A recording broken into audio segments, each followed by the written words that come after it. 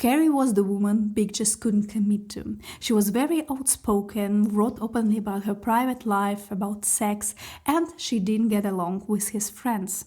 Big dated Carrie for years, but he never truly wanted to be exclusive with her or introduce her to his family or just say these three little words, "You are the one." I need a sign. I mean, you told me to have faith, but see, I'm kind of losing mine, so I need a sign. What, like in those old religious movies, you want a voice from above? Just tell me I'm the one. Then came Natasha. And within 6 months, almost like a spell, Big proposed. With her, everything seemed effortless. But it wasn't a happy ending. Big cheated on Natasha, on his perfect wife, with Carrie, the very same woman he couldn't commit from the beginning. So why? Why did Big cheat on Natasha, the woman he was supposed to be madly in love with? Hi, my name is Anna and I'm certified relationship coach based in Germany. On this channel I explore relationship dynamics through popular movies and TV shows, helping you understand complex psychological patterns using well-known characters and stories. Welcome to my Sex and the City series. On my channel I already have videos about Charlotte and Samantha. If you haven't seen them yet, I highly recommend you to check them out. And in this episode we are talking about a man who kept us hooked for all seasons of the show. Who is Mr. Big? Big is successful, intelligent, charming and attractive. Basically a man in his prime. The kind of man women are captivated by. But here's the catch. Being in a relationship with him is extremely difficult. In the show, Big avoids deep conversations about relationships. He jokes around, changes the subject or hides in his work. He craves closeness, but once things get too close, he pulls away. A lot of people call this manipulation, and if you look at individual scenes it might seem that way. But in reality this is a defense mechanism. Big has an avoidant attachment style, and not just in love but also in conflict. For those who are new to the concept of attachment styles, there are 4 main attachments: secure, avoidant, anxious, and disorganized. Avoidant attachment means the person values independence more than emotional closeness in romantic relationships because they're afraid of losing autonomy or feeling vulnerable. People with avoidant attachment seem to be cold or self-sufficient in romantic relationship. They try to avoid conflict at all costs and often withdraw when things get too intimate. And avoidant attachment, as all attachment types, comes from early childhood when caregivers were emotionally distant. In John's case, we only see his mother once in the series, and their relationship comes across as polite, but also quite formal and distant. And this might be exactly where the roots of Big's relationship problems come from. So why did Big marry Natasha in the first place? Do you notice something? His mom, his first wife, and Natasha, they all fit the same frame. There's no accident. Big has a certain dream woman type. A tall, slim brunette from a wealthy background, elegant, polished, and career-oriented. Natasha is the perfect match for his picture, and Carrie couldn't be more different. And here's the thing, avoidants often fall in love with an image. Big projected all his fantasies of the perfect woman onto Natasha. He idealized her. And that's why he proposed so quickly, only 6 months in. 6 months isn't enough to truly know someone. At that point, you're just in love with an idea, not the real person. And then the reality of marriage hit him. Marriage means communication, compromise, forgiveness, going deeper emotionally. For an avoidant, that's terrifying. When the perfect image of Natasha began to crack and the real person started to show, Big's defense mechanism kicked in. And here's where the emotional roller coaster begins. For an avoidant, the idea of someone feels safe. You can project qualities onto them, fantasize, and even feel affection. All that without the risk of being vulnerable or dependent. But the real person brings closeness, expectations,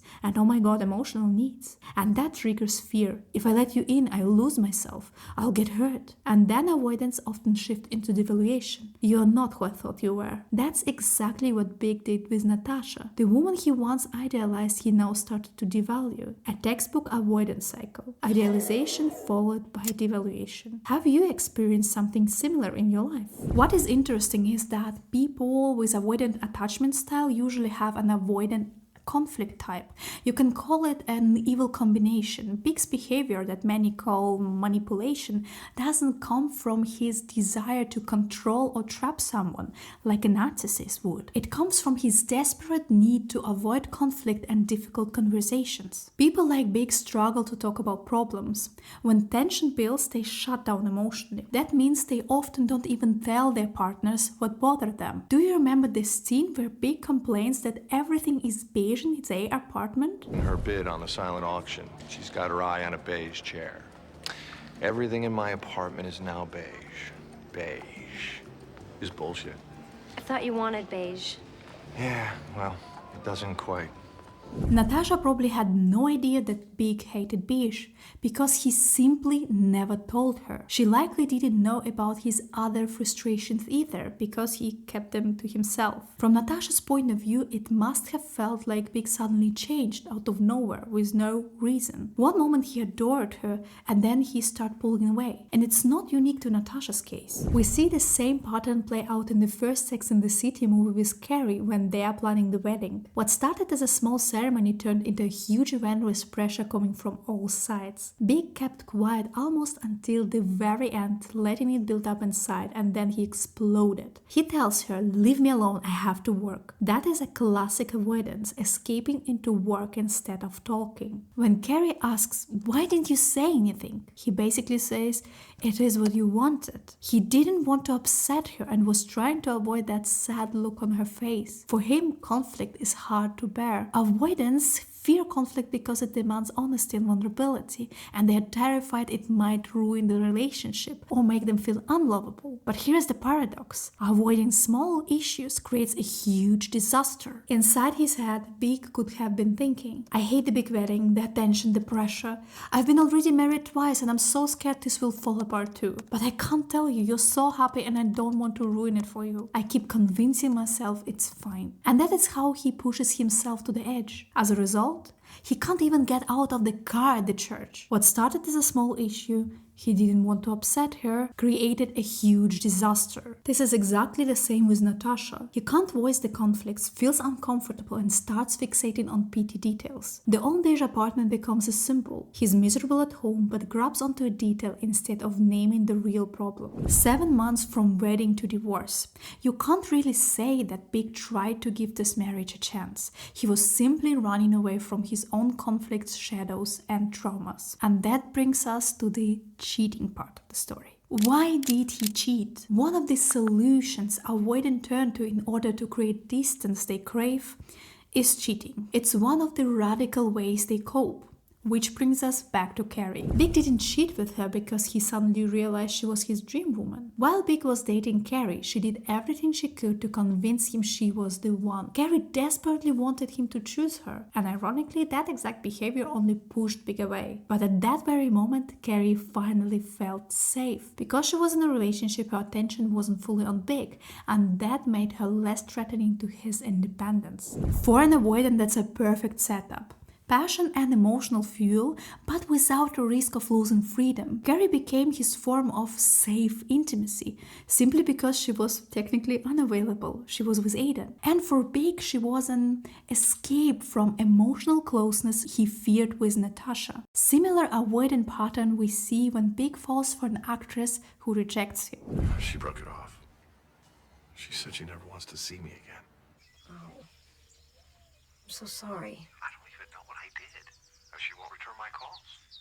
See, she can reach me, but I can't get her. You mentioned that.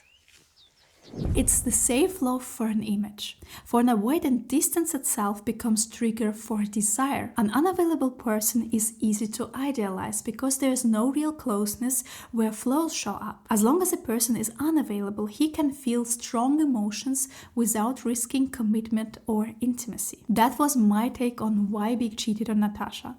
Quite complicated, but not unique. What do you think? Do you agree with me? Leave the comment below. That really helps channel to grow, and I'm so thankful for your support. Subscribe, and I see you in the next video. Bye bye.